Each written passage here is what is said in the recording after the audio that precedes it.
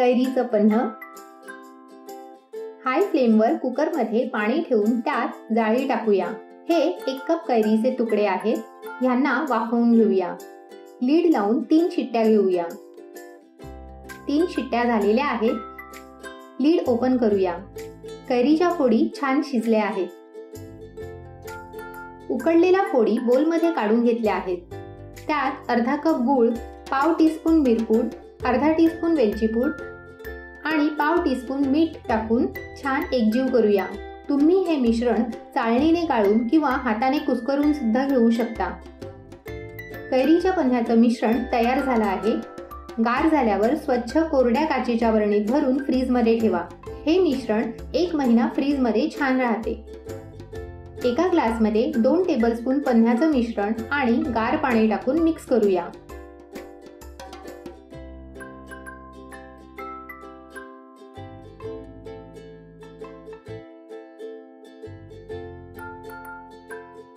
थोडे बर्फाचे तुकडे टाकूया।